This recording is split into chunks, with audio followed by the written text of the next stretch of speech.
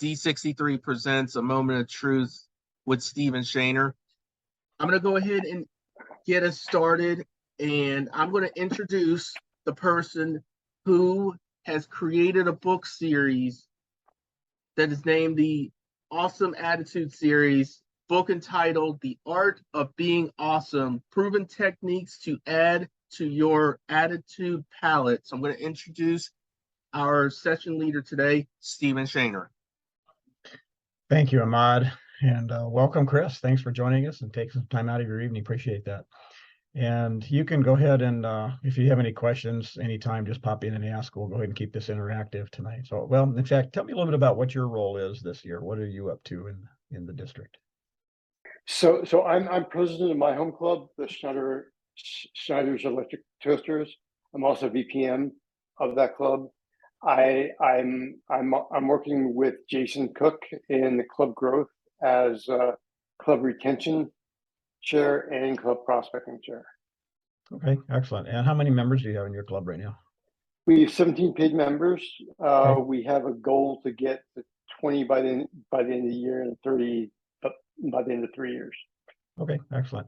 So just so you know, while I'm thinking about it, at the International Convention last week, TI announced that they have come up with an interim distinguished club program for the next 2 years. So this year and next year, we're normally to be considered for a distinguished club, you needed to have 20 members or a net gain of 5. For the next 2 years, they've lowered that number to 3. So it's 20 plus members or a net gain of 3 to be eligible for any of the distinguished statuses. So that should help a lot of clubs out this year to work towards getting distinguished. So I'll go ahead and throw that out. You said you've done a Moments of Truth, and that's wonderful. Yep. Quality clubs is our focus. If you think about all the things that we work on, you think about those distinguished club program points and those things going on, membership, quality clubs generally don't struggle in those areas. If they're doing things in a quality way, they get new members, they retain their members, and they always come up with those numbers they need to be a distinguished club. So Moments of Truth is a way that we measure how well a club is doing from a quality standpoint. And we take that survey and we let our members tell us. It's very easy for us as club presidents or club officer to sit back and think, well, we're really good in this area. And I've had too many occasions where I thought my club was doing well on a certain point, and then when we got the feedback on the Moments of Truth, everybody else in the club didn't think we were doing that well. And vice versa. There were areas where I didn't think we were doing well. Other club members thought we were doing great in that area. So it's important that we don't prejudge as a club officer. It's important that we get the feedback from the members too and see kind of where they're coming from. Exactly. I'm going to share my screen and share a few things. A Moment of Truth is an episode where a person comes in contact with any aspect of the Toastmasters experience and forms an impression of the club's quality and service. That's what we call a Moment of Truth. And it can be your website. If your website is not up to date or it has inaccurate information, that can certainly be a Moment of Truth. And I experienced that when I first moved up to Superior, Wisconsin. All of my clubs were in Duluth, but there was a club in Superior that was only a block from my house. They met at the technical college that was a block from my house. I looked on the TI website and they said they met on Wednesdays. So I had a Wednesday free. I walked over, went up to the information booth. Where's Toastmasters meeting? Oh, they're meeting on Mondays now. So I went back, checked the TI site, and it still said Wednesday. So a few weeks later, I had a Monday free. I walked over. Where's the Toastmasters meeting? They're back on Wednesdays. I tried several times to find this club, couldn't. They finally contacted me. They were disbanding the club and they had lectern, gavel, a whole bunch of manuals and stuff. They said, would your club like to have it? I said, sure. They said, well, we're having our final meeting next Wednesday. Can you be there? I said, sure. Went on Wednesday, couldn't find them, went to the information desk. Where's the Toastmasters meeting? Well, it was last night. Well, I never did find this club. And I thought to myself, no wonder they're disbanding. Nobody can find these people. And that's unfortunate. So it's important that we keep our information up to date so people can find us. And that certainly was not a very good Moment of Truth for that club, at least for me. One question: did you wind up getting the gavel? Yes, I did. Got a gavel, got a couple of boxes of manuals, got a lectern, and they gave me their banner, although I didn't need it. So But anyway, that's a moment of truth, and it can be your social media, it can be your website, it can be whatever. From a social media standpoint, corporations understand this concept. Anything that you do in social media should point to your website. You should have one source of truth, and that should be your website. So any flyers, anything you're doing on Facebook or LinkedIn or wherever should point people back to your website. I've seen a lot of inaccurate information out there in social media about clubs, districts, even TIs had a few things like that that people had posted that were inaccurate. Stephen, it may be worth noting that actually Bert led me to the D63 YouTube channel, where there were some very good videos from Jared Thornberry on the Free Toast Host website setup and usage. So those can be found in the D63 YouTube channel. Yeah, they're from April 21, I think. Yeah, we did. He did one for us on our Mentor Mondays last year too. Was that last year or the year before? That was the year before. Wow, but he did one of them on the Free Toast Host websites, one of our Mentor Monday programs. So that's good stuff.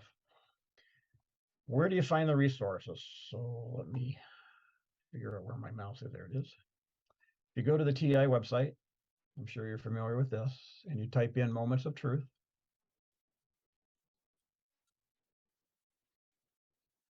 Search. You'll get several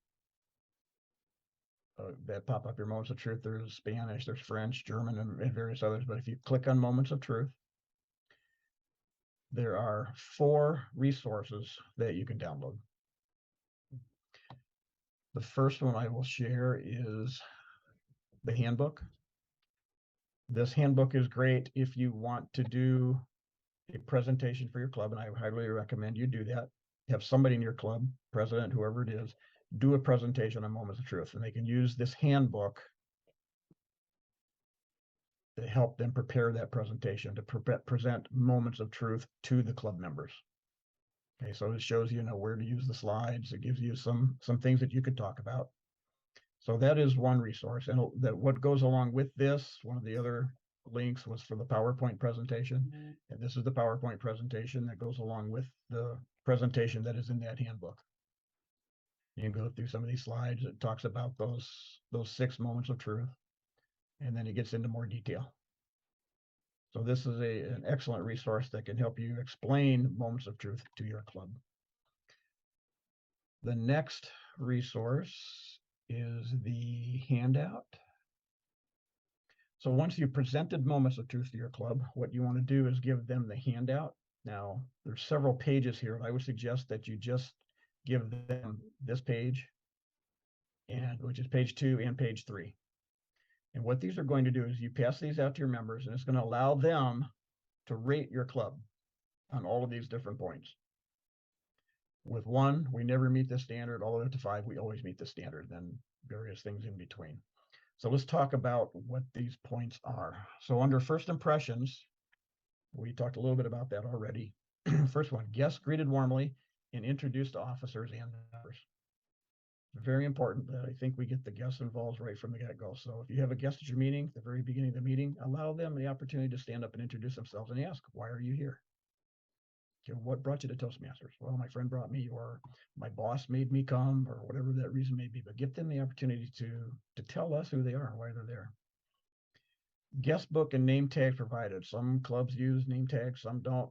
That's entirely a club thing. Guest books are a great idea because you can always follow up with the people that maybe came to your club once, but then they didn't come back, or people that have joined. And when you have an open house, you can go back through that guest book and get that information and invite some of those people that maybe visited once or twice and ask them to come to open house.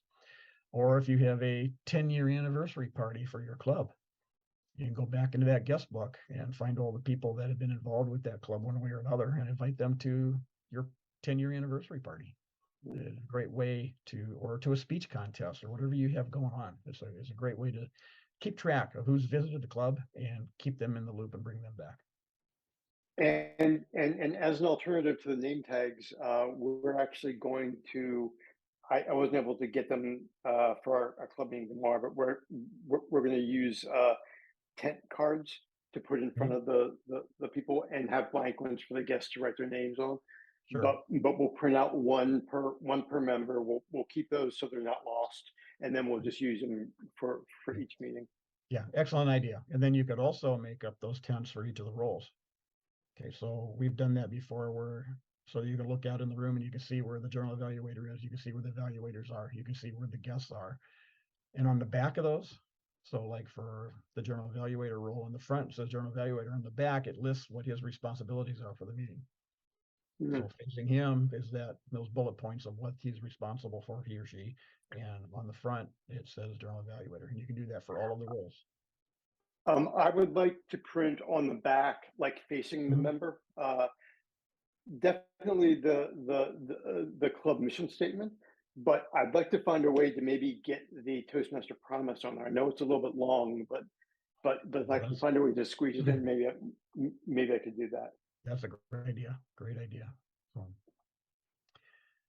convenient meeting location.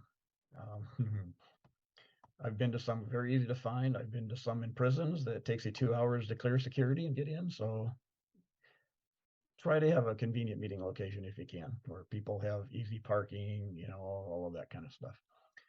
Guests invited to address the club we talked about, and guests invited to join. That is so important. As an area director, one time I went to a club meeting to an area director visit, and talking to a lady, got there earlier. We were talking for a few minutes, and I finally asked her, well, how long have you been a member of the club?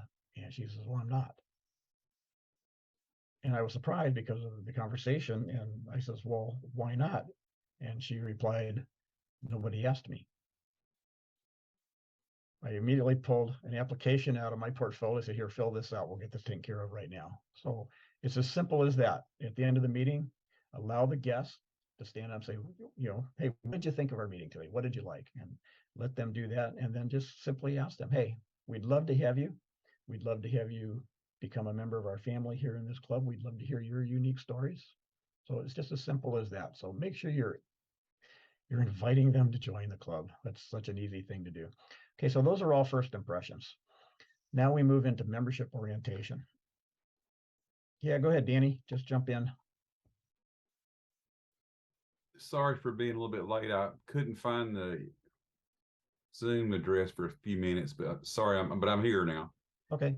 But I was wondering if I missed this because you might have addressed it as soon as before I got here. But I've been checking out some clubs, and this has been going on for a while, and I've been reading this Moments of Truth, and I really enjoy it. I really like it. In fact, tomorrow night I'm speaking, and I'm going to use some of it in my talk. Good. The TLI, but some people think that the first impression means it's the impression you make at the meeting, the meeting that these people walk into. You know, it's their first meeting. But I kind of disagree with that because I tried to get in touch with some of the clubs that I went to their websites on the internet, and you know, it would give someone's telephone number to call to find out information about the club before they came. Right. And there would be a telephone number on there, and I left a message at a couple of clubs because you know, to call me back and give me information because they didn't have another way of getting in touch with them. So I left messages, but they never called back. Right. So let me say this, and we did talk about this a little bit already, but this first impressions is really about the club meeting. Okay, so we're talking about quality clubs. But if you look at the definition of a moment of truth, okay, it's a moment of truth is an episode where a person comes in contact with any aspect of the Toastmasters experience and forms an impression of club's quality and service. So that's website, that's their social media. When I was working full-time up in Duluth, whenever I went out for lunch, I'd always wear my pin, my Toastmasters pin, or my name tag, because people would come and ask me about it. So that's a first impression. Right. So the moments of truth is any of those, but the first impressions, and you could add that in there too, I think.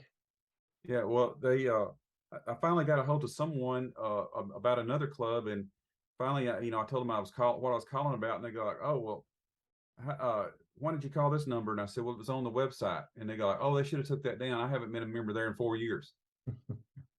You know, and so I'm thinking they're kind of in a way defeating themselves with the website. The website's doing them more harm than good. Mm-hmm. Yeah, in fact, I was telling a story at the beginning where I had the same experience. I never found a club, and I tried several occasions, but every time I'd look at the website and it said they were meeting on Wednesdays, I'd go on Wednesday, they weren't there. I'd go on Monday, they weren't there, and I never did find this club.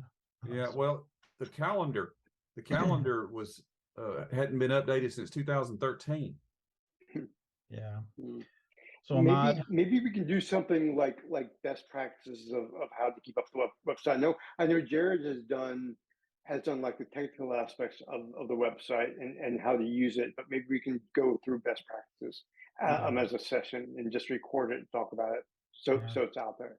I've been into some clubs too, Stephen, that you know, there may be one table in the middle of the room, and that's where everybody sits around, but there's only room for like 6 or 8 people, and then you got tables around the room, you know, but it's kind of like the regular members are sitting at the table and the guests are kind of excluded. yeah, well, get them to spread out. Now, the first club I joined, they actually had a greeter role every week. Okay, and that person's responsibility was to greet the guests, because sometimes the VP of membership and other people, they might be getting ready for their speech or setting up, equipment, Right. PowerPoint. They might be busy doing other things. So the greeter, that was their assigned role for the week, was to greet guests, and they would also sit with guests and answer any questions they might have and kind of explain what's going on during the meeting. So, and that worked out very, very well for that club. Okay, yeah, thanks for bringing that up, Danny. You're absolutely right. First impressions could be before they even get to the meeting, and sadly, that's not always a positive thing. So, but you're right. The websites, and Ahmad, you may think about maybe finding the links of some of those things that Jason did on Free Toast Host, and maybe sending out an email, blasting email, and say, hey, check these out if you're struggling with your website. Please keep your website up to date. Will do. All right. Membership orientation, formal induction, including presentation of membership pin and manuals. I know some clubs give membership pins to new members. That's a great incentive. We don't really hand out manuals anymore. They used to keep a CC manual, a CL manual. And then when the new members came in, they got that first day. And then when the members got theirs in the mail, they would just give them back to the club. So we always have them in stock, but we don't do the manuals anymore with Pathways. Assign a mentor. This is so important. With one of our clubs, I was assigned to mentor this person, brand new, and I spent about an hour and a half on Zoom with this guy. Talked to him about the education program, how it worked. I talked to him about Pathways. We were on Zoom, and I showed him the Pathways program. I helped him go through the process of choosing a path. And then I sat with him while he went through the entire icebreaker project. He learned how to use the tool. He got all the information he needed, and he's been pretty much on his own and hasn't had any questions about Pathways in that program at all. He's navigating through that very well. So I think it's very important that we have a mentor and we get them in Pathways right away. That's really going to help with retention, because if they struggle and they can't figure out Pathways and they've been there 2 months and they haven't done their icebreaker yet, it's going to be hard to retain those people. So. Education program and recognition systems discussed. It's very important that they know what that is up front. And learning needs assessed. And I've done this when I've done some officer training in person, where I've asked everybody in the room, and I just go around the room, why did you join Toastmasters? And there may be 25 people in the room, and I get 25 different answers. Some were similar, but they were 25 different answers. So I asked the question, here we are in a room with 25 people, and every single one of you joined for a different reason. Now think about your club. Do you know why the members of your club join Toastmasters? Do you know what their goals are? And it's important that we know that, because the biggest reason people leave their club is because their needs aren't being met. Okay, there's lots of other reasons they leave. They change jobs, they move. Some people unfortunately pass away, but the biggest reason people leave Toastmasters is because their needs aren't being met. And you think on the old education system, 1% of our members completed a DTM, and less 10% completed a CC. Okay, that's not a successful record. I certainly wouldn't send my kid to a college that had that kind of record, would you? So we need to know what their needs are, and we need to help them achieve those goals. So that's very important that their learning needs are assessed. Discussed accommodations for members with disabilities. I've only been in one club that had a member with a disability. It was a blind gentleman. And so we had to do timing different for him. And we'd always make sure we had someone that could escort him up to the lectern and those types of things. So if you got somebody in a wheelchair, be thinking about that as club officers. How are we going to accommodate this person? Should we actually have that discussion as club officers Yes. before we get that occurrence? Yes. I think it would be good to do Yep. as club officers, right? Yeah, just to be Okay. aware, okay, we may have Yeah. somebody coming with disabilities, Yep. how are we going to handle that? Okay. And somebody may show up with a disability you're not aware of, so Yeah. there's that possibility, but, think of the obvious ones, somebody in a wheelchair, somebody on crutches, one of your members falls down the stairs and are on crutches for a while, how are you going to handle that? Okay. Blind person that can't hear too well, you want to make sure you got them sitting up front somewhere, so just kind of have a game plan in place, and you can modify that as new situations arise. Speaking roles assigned. I have been to way too many clubs where we walk in, we sit down, and they'll go, "Who wants to be Toastmaster?" Yeah. Anybody want to give a speech? That is not a quality club. And if you've got guests, that isn't a quality club. So is this particular to the new members now, or is this just in general this is membership orientation? That's part of it. We want to make sure we get them some speaking roles assigned. Okay. Right away. That we get them started. Yeah, but even for the longtime members, we want to make sure we got them involved and got some roles assigned to them as well. We have a lot of folks that are making speeches, but they don't have nothing to do with pathways. And you need to get them in pathways. Yeah, and that's one of my pet peeves right there right now is to, I'm talking to the officers saying like, look, we got to quit doing these, what would they call it, hip pocket speech or whatever, Yep. But if I told them if everyone would follow pathways and the number of members we have in a lot of that club, we would never be without speakers. Yeah, absolutely. Absolutely. You should never be without speakers. I had a club when I first moved up to Duluth. There were two clubs I was looking at. One had 27 members and the other one had 6. So I decided to go to the 6-member club, and I joined it, got us to 7, and then somebody left. We're down to 6. So we'd have a Toastmaster, we'd have a speaker, we'd have a general evaluator who usually did evaluation, we'd have table topics. So we're doing very little. And again, from a quality club standpoint, if you don't have a lot of members, don't have people doing 2 or 3 roles, because I promise you, they're not going to do a quality job in any of them. Okay, so if it means you don't have an oct counter or you don't have a grammarian, so be it. Make sure people are doing one role where possible so they can do a quality job on that role. So anyway, we had a meeting scheduled. The guy was scheduled to give a speech. I was scheduled to be table topics master. So the Toastmaster introduced the speaker. He comes up, he unpacks his laptop, boots it up. He unpacks an overhead projector, and he can't get anything to work. He spends almost 10 minutes trying to get his laptop and his overhead projector to work. By the way, we had 3 guests that day. Okay. Finally, he gives up. He says, well, I'll do this speech another time. I'll go ahead and do some table topics now, even though I was scheduled to be the table topics master. So you think we ever saw those 3 guests again?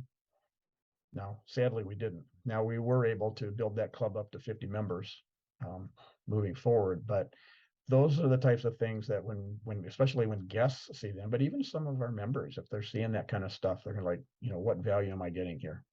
So always be thinking quality club. What can we do for our members? Quality club. Members involved in all aspects of club activities. If you're doing any kind of activities for the club, make sure everybody's involved.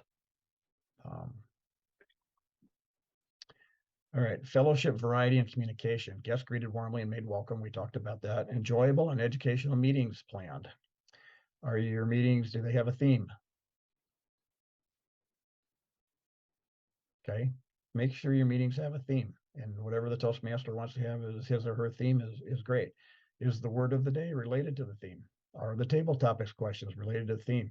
Think of those kind of fun activities, and that makes the meetings a little more enjoyable and fun when you do those types of things. Regularly scheduled social events. We haven't done many of those in the last couple of years, have we? But you know what? Zoom's got a whiteboard. Get your people together at a non-club time and play Pictionary or something. You can have an online social event too, just to get people not doing Toastmasters, but doing something else. There's all kinds of games you can play online and different things. So think about what you can do. If you're meeting in person, great, have a social event. Members participate in area, district, and international events. We just had an international convention for the very first time ever in Nashville. Okay, we've got all kinds of area events. We've got district events. Try to get people involved in those. I joined on a Monday. That next Saturday was a TLI. Where I was, they were called TELIs, Toastmasters Education and Leadership Institutes, because they had activities for non-officers. So it was so anybody that was a club officer could also come, and they had educational sessions on speaking and various things like that. So it wasn't just for club officers, and they were great events. And I had a blast.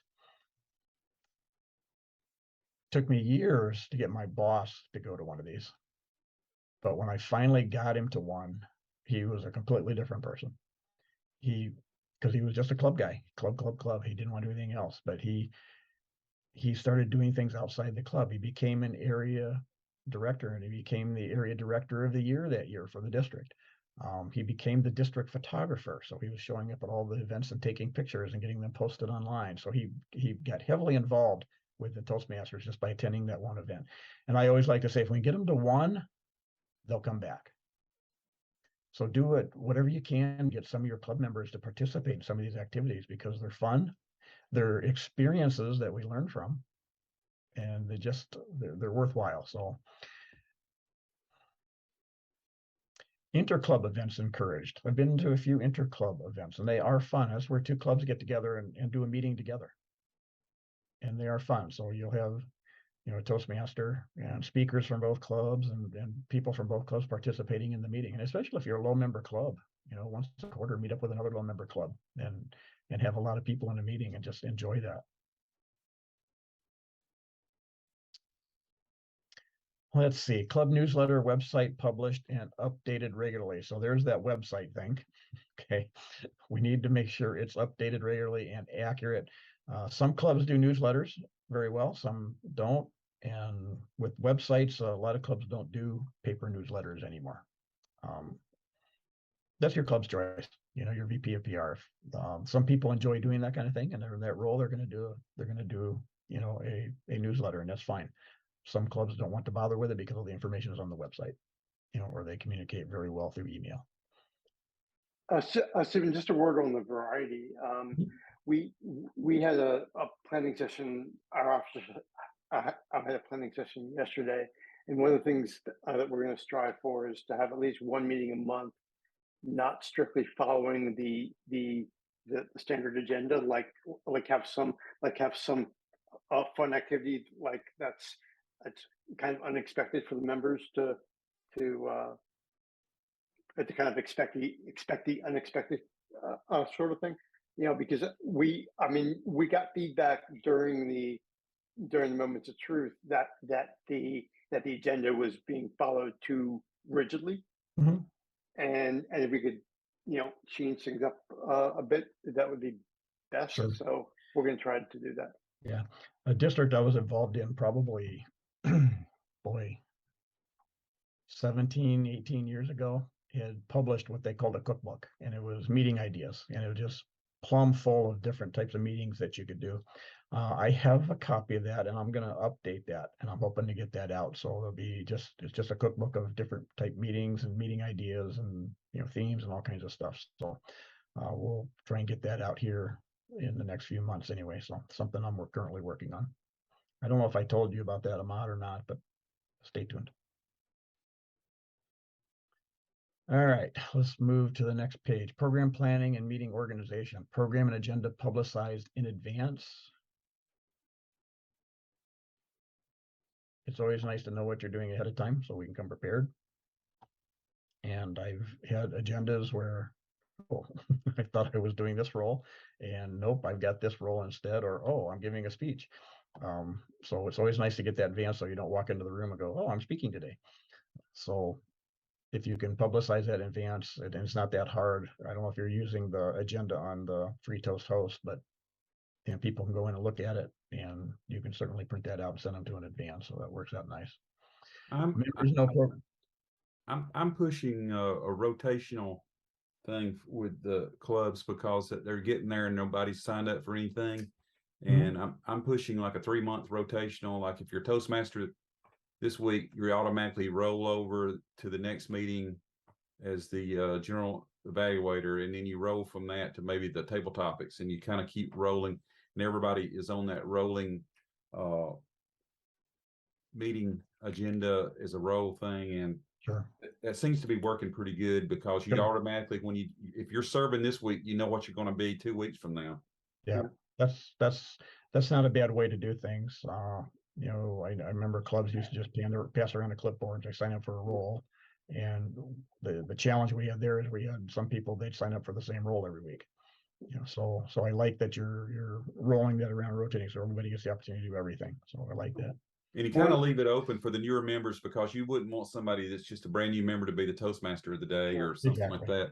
Yeah, and there's the major roles. Okay, so you got Toastmaster, general evaluator, speech evaluators. You know, those are kind of the major roles. You want people to have a little bit of experience before they fill those, you know. And then the out-counter, grammarian, table topics, you know, those are things that they could do pretty much anytime. So. One of the things we talk. Sorry, Danny. Go on. I think we need to do some more intensive training. I've never been in a club that we did some intensive training on just evaluators, because there's a difference in opinion. Some people want to evaluate the content of the speech, and some people want to evaluate the way the speech was given and presented.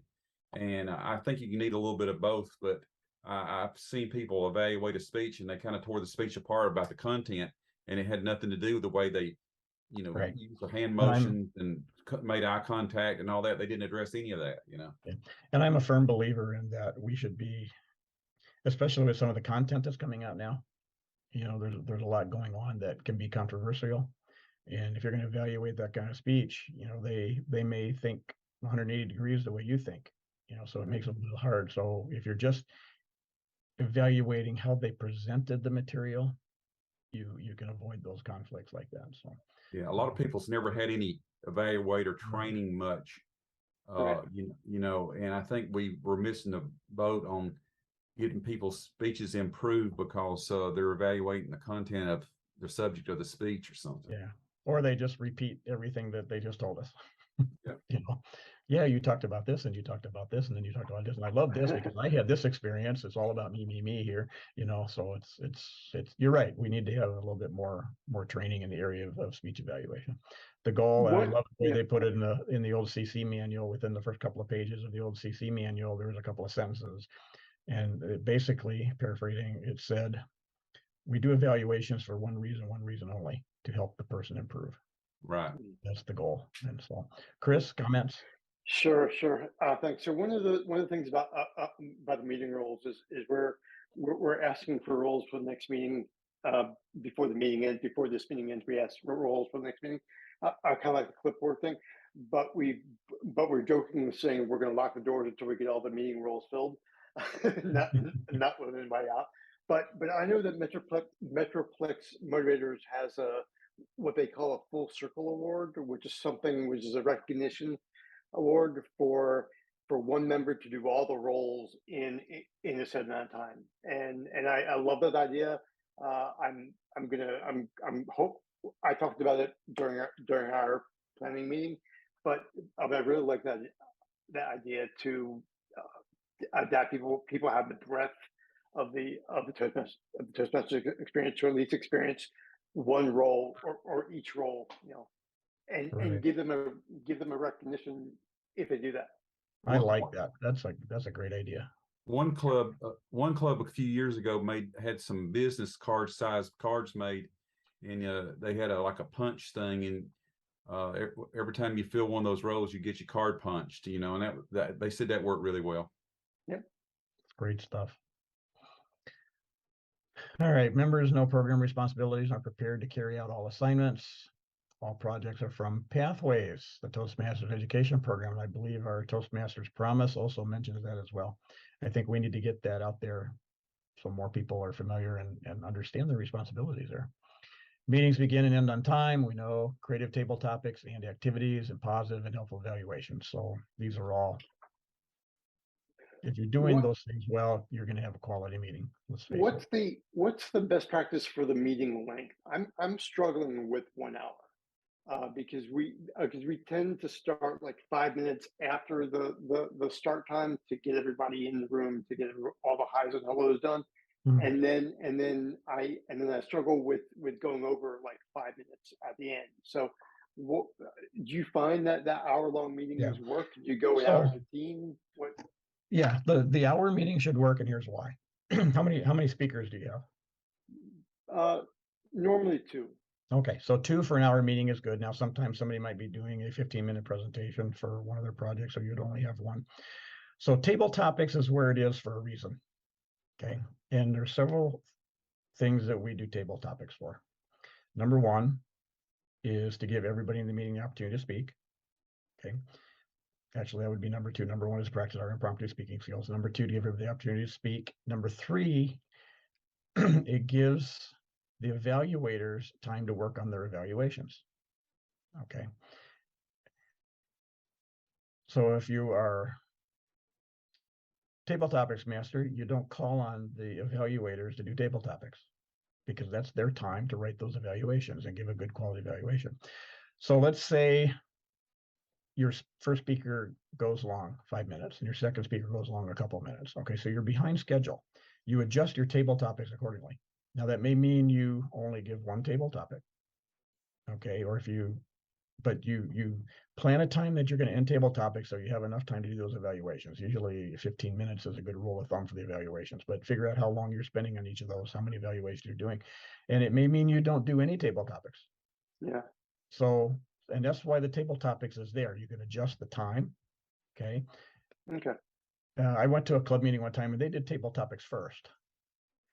And it went on and on and on. Then the first speaker was about 10 minutes over their time. The second speaker went almost 15 minutes over their time. Well, the meeting time was over.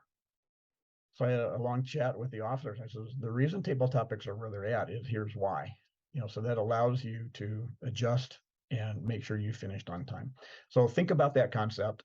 And I think you'll find that works. A lot of the clubs I've been involved with are an hour meeting and 2 speakers. And sometimes we in 6 table topics questions. Sometimes we have 2, sometimes we don't have any, and that's okay, but we want to make sure to be, respectful of people's time, especially if it's a lunchtime type meeting.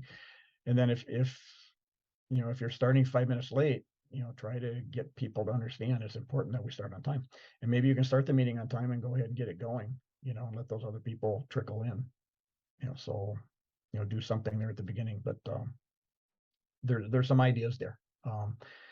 One of the leadership skills that we do heavily in Toastmasters that we don't talk about a lot is how to adapt.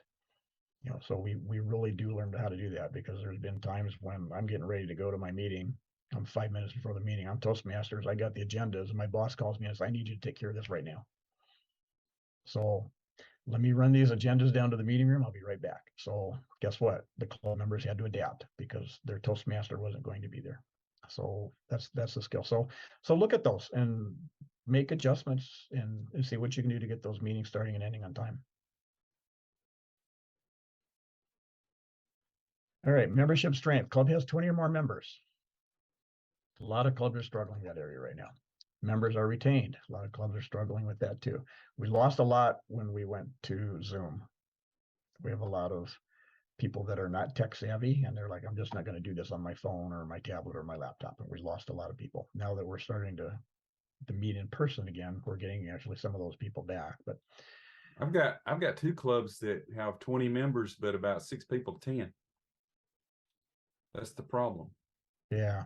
On paper, the club looks really good to Toastmasters International, but in reality, it's struggling. Yeah. If they're not attending, why are they paying dues?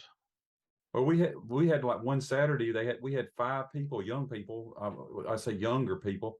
When you're 67 years old or whatever, 30's young, but we had younger people show up, and all of them really had a good time that day. They had a ball. They all we gave them an application. They all filled it out. They joined. They paid their money. Hadn't seen them since. Time to follow up and find out what's going on. Yeah.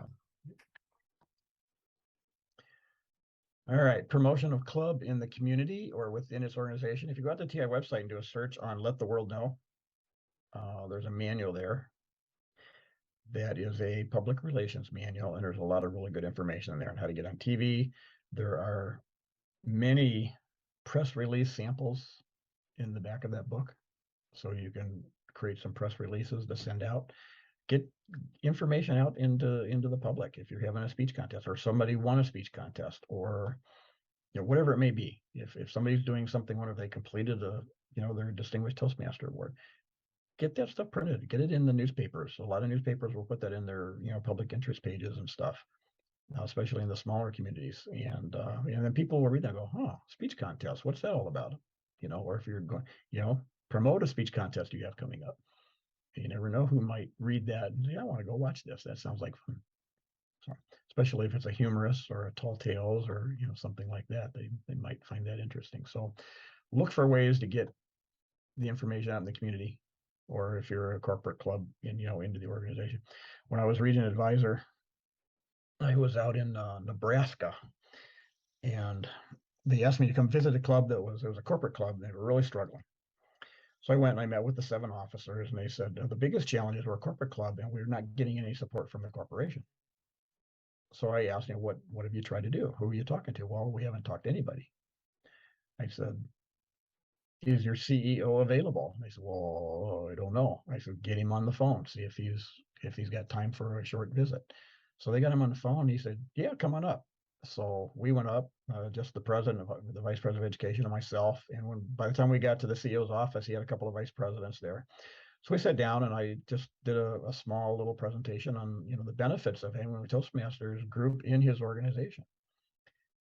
And he turned to one of the vice presidents. Oh, he asked me, he says, do you guys have like conferences and stuff like this? Yes. And he turned to one of the vice presidents. You make sure that this is advertised throughout the company. I want more people involved in this club. He says, put some money in the budget so these people can attend some conferences and do some of these things. And that's all it took, was just getting the information to the CEO. So when I became district governor, that's what we were called back then, I created a new position that was called corporate liaison. Okay, and their job was not to work with the corporate clubs. Their job was to work with the leaders in those corporations that had a corporate club.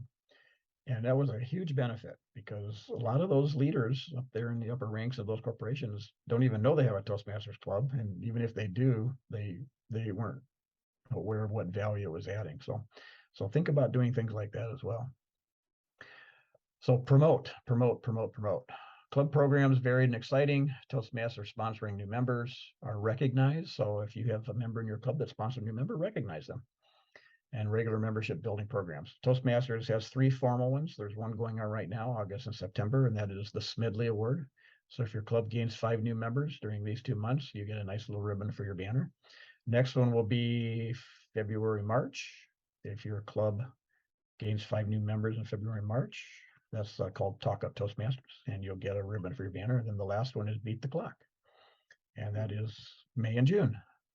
And if you get 5 new members during those 2 months, you get a ribbon for your banner.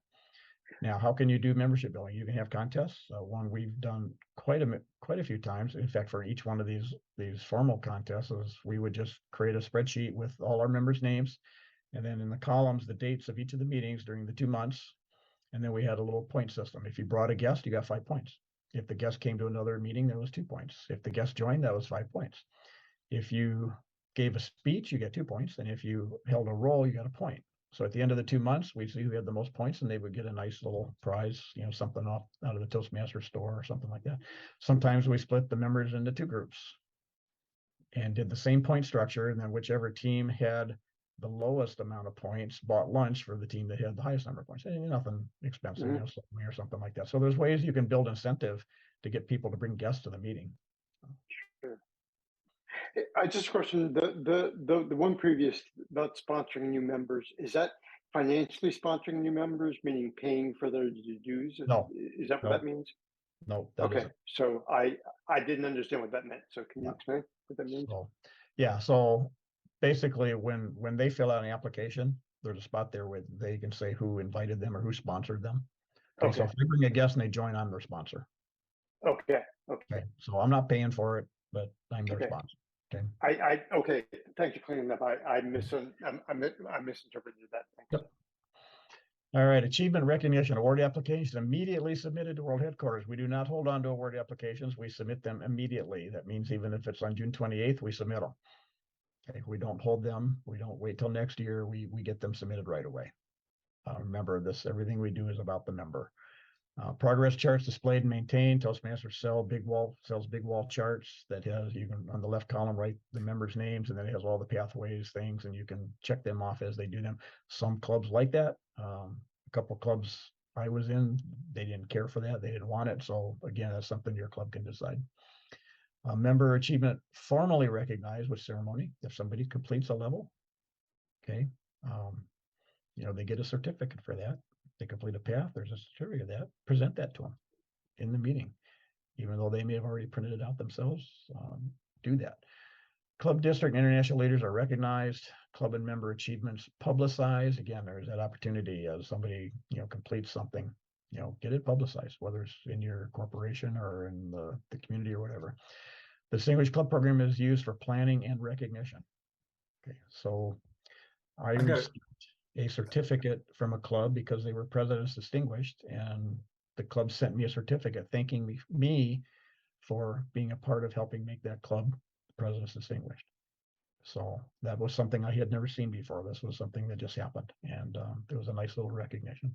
So I got a question on some of these awards. Like I won the Triple Crown Award twice. Okay. And I got it in the mail from Toastmasters International. So I'm assuming that Toastmasters International is who's tracking the eligibility for some of those awards rather than the. Are you sure you got it from TI? I think you probably got it from the district. Maybe so, but yeah, it came from somewhere. It came straight to me in a package, a mail package, and both of them. But so I got them in the package. I would have thought they would have sent those to the VP of Education, maybe. But also, I don't think I know the VP of Education in our club where I got these wasn't tracking that. So is that some of those awards? It's tracked by TI, and TI, yeah. What they do is they track how many awards you get. Okay, and the district leaders can go and look and say, okay, Danny completed 3 levels this year, so we're going to give him a Triple Crown. Yeah. Or he completed 2 level, or he completed a level and a path and got his Distinguished Toastmaster, so we're going to give him a Triple Crown. So there's reports out there that we can look at and see how many. In fact, Ahmad, there is even a Triple Crown report, isn't there? That's correct. There is. Yeah, so it would have been nice though if they would have presented that to me in front of all the younger members and stuff. If they would have, I mean, it's not that my feelings are hurt. It's just it would have been nice to get those presented to me in a ceremony so that the younger members could see, like, hey, they give awards out. They are announced at the conference in the spring, and actually, you guys probably do them at the summit, don't you, Ahmad? Yeah, we will be. Yeah, so they are announced. The Triple Crown winners are announced at one of those events, and people in person, they get them presented in person, and if people aren't there, they get them mailed. It just so happens that all these came during COVID. Yeah. so that was the thing. So nobody was getting the Triple Crown in person for the last couple of years. So a quick question: which certificates can we print out as officers? I assume that we go through the base camp manager to print those out. Go through the base camp manager, and then the people who have access to that. So I believe that's their president, your VP of Ed, and your secretary. Okay. So they should be able to print those out. Okay. Thanks. Okay, so that takes care of, there's 6 points under the moments of truth, 6 moments of truth, and then there's 6 points under each of those. So there's 36 points, okay, on this program. So when you send this handout out and you get that feedback back, here is one way that you can take a look at it. This is a club that this has been a few years ago now, but so what I did is here's first impression, then here's the 6 points under first impressions, then here's the first person, the second person, third person. So there were 7 people that filled out that handout. So I took the scores and then I got an average. So I did that for each one. And then anything that was over 4 got green. Anything that was between 3 and 4 got yellow, and anything that was less than that got a red. Okay, so then as club officers, we looked at this and then we took it back to the club members. Said, here's how we stand. Okay, now you can see there's 1, 2, 3, 4, 5, 6, 7, 8, 9, 10, 11, 12, 13 red ones. Are we going to work on all 13 of those? No.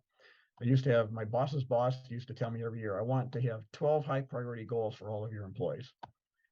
And I looked at him and say, not happening. I says, if you got 12 high priority goals, guess what? You don't have any. Okay. 1, 2, or 3 tops. So as a club, go back and look at these and say, what do we want to work on? And pick 1, 2, or 3 and work on it. And then go back and do the moments of truth again and see where you're at and go work on some of those that are lower numbers and bring those up. This is an ongoing thing because, you know, the dynamics in your club change. Some people come, some people go, you know, things change. We're on Zoom, we're not on Zoom, we're hybrid, you know, things are always changing. So this particular club, a couple of them that they decided to work on was assigning a mentor. They felt that that was the most important thing they needed to do, and this learning needs assessed. Okay, so those were 2 things that this particular club focused on. They got very good at that. So you can see how this is a way that we can kind of get a feel for how the members of our club feel things are going, and then determine some things. Then you can take these goals, whichever ones you want to work on, you can put them in your club success plan. You go, and then if you do another moments of truth in 6 months, whatever goals go on, you can add that to your club success plan as a living document. So this is a great tool, and some of these will be important to your club, some won't. Like the wall charts with the progress. Almost every club I've been could care less about that. There are other clubs that, yep, they had that thing on an easel. You walk in the room and you see everybody's progress on everything. And that may be an incentive to get people to do pathways too. You know, so something to consider. You know, I did this. I tabulated everything. I went to all the handouts. You know, nobody put their names on, so I didn't know who did the name. And that's fine. It was quite manual to do it, and I think that this is prime territory for digitization. So we digitize it. We can make a Survey Monkey out of it and use that so we can get so because I struggled to do it in one meeting actually. So I think it would be good for us maybe to give the presentation during the meeting, and then after the meeting have people access a link to be able to vote on those things, right? Sure. And what I've done is I've done the presentation in the meeting, get them a handout, and I would let them take that with them. And then I would give them a deadline, a week out, week and a half out, whatever, and say, I'd like these back by this date. So they have time to take a look at it at their leisure, think about it, and then get that information back to me. Then once we get the information back, put this together and then go back and do the presentation and say, here's how we stand, what are we going to work on? So that's one option. If you could digitize it, that would be great. Well, TI could digitize it for us, and we could get, and all the officers could get the results. I mean, that it's just like voting during the annual business meeting, right? I'm making a note here, and I'm gonna pass that suggestion onto the board and see where it goes. Yeah. Okay, thanks. You bet. Any questions on anything I've covered here tonight in Moments of Truth?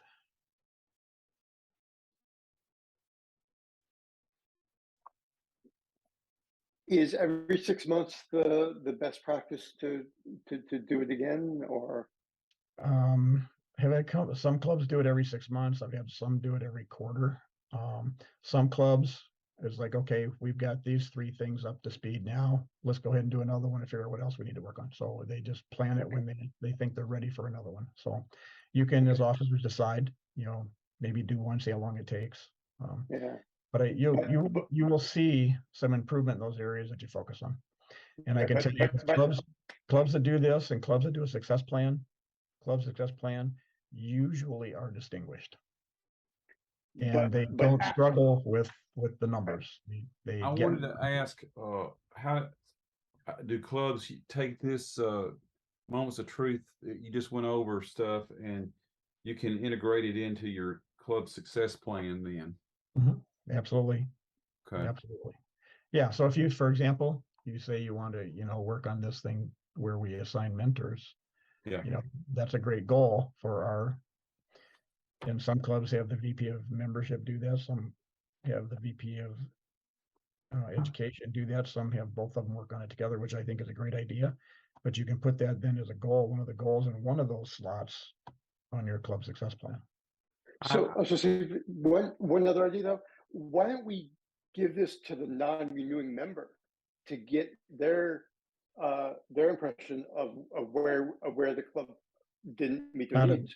Not a bad idea. Or if somebody's leaving the club, Right. decided they're not going to renew, give them one of these forms. They mind filling this out for us so we can improve. Sure.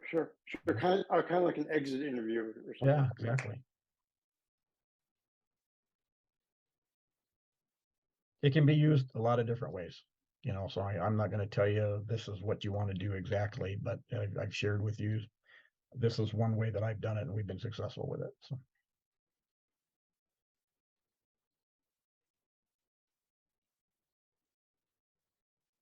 And I've had some clubs where there was a whole lot more red than this. So I went through and took the pathway for mentorship. There's a pathway out there. It doesn't cost anything. It's free. And I went, and a lot of people, I'd say 9 out of 10 people, when I tell them there's a pathway out there to be a mentor, and you can take it all and get that certification kind of on your profile, on your credentials. Yep. But 9 people out of 10 doesn't know that's out there. But I'm pushing that if we do the mentor, people have a lot more tendency to do the mentorship if they go through that training, because it trains them how to be a mentor. Yep, absolutely. Ahmad, that might be an opportunity for a communication to go out and let people know about that path. In our clubs, we can certainly encourage people in our clubs, especially the people that aren't in pathways. Yeah. So that we're struggling. The people that are longtime members, that if we can encourage them, look, you've been here 25 years, you've got a lot to offer. I need you to be a mentor. Go into pathways and learn this system so that you can train people. And that helped me get one of my triple. That helped me get one of my triple crowns, because that counted as pathway. Sure. And so I took that, and someone told me the other day, since they had the website down for a long time, that there's one out there to be a coach, and it's not the coaching pathway. It's a pathway that you learn to be a club coach, not a coach, right, or coaching people outside of Toastmasters. Yeah. So there's lots of opportunities out there, and that'll be another good one. Your longtime members that are struggling with pathways, get them into that, because they can, with all their experience, they can certainly help out as a club coach out there. That's for sure. But be thinking about those opportunities to get those people involved. If you give them a job, I need you to be our pathways, coach or mentor or whatever for this club, and kind of force their hand. So something to think about. Are those regularly available, like when you choose a path, the mentorship and the coach, or are they hidden? I've never seen those. It's not listed on those 11 pathways out there where you choose a path. It's somewhere else. Okay. Yeah, I wasn't even aware of those, but those sound like good resources, but I'm not aware of where to find those. This has been a great interactive session. I really appreciate some of the things you guys have taught me as well. So please share this product, this program. A lot of people aren't aware of it. A lot of clubs aren't aware of it. The more clubs that we can get to be quality clubs, the better off all of us are going to be. So I'm using it tomorrow night. I'm making my talk at this TLI training, and I'm making my talk, and I'm robbing a lot of stuff out of this to make my talk, so it's not following it word for word and slide by slide or anything like that. But I'm going over things that I am observing whenever I'm visiting clubs. That a lot of people say, well, how do we get new members? Hey, right here it is. Here's a good start. I'm mentoring the one club in Nashville. I think I will share this with that club just to just to relay to them what the standards are on like what's expected, because I don't know if that's part of setting them up for success, right? You know, even though they're a new club and they might not have a year under the belt, they should know what the best practices are. So Yeah, this absolutely. is a great. Yeah. Whenever I'd hire a new employee, within the first couple of days, I would give them a performance improvement plan. You know, and just outline, here's what I'm expecting from you in the first few months that you're here. And nothing difficult, but you know, we had a form for doing, you know, performance improvements for people. Why not use that with a new employee too? You know, so same way, if you got a brand new club and you're coaching it, you know, let them know these are the types of things you want to be doing.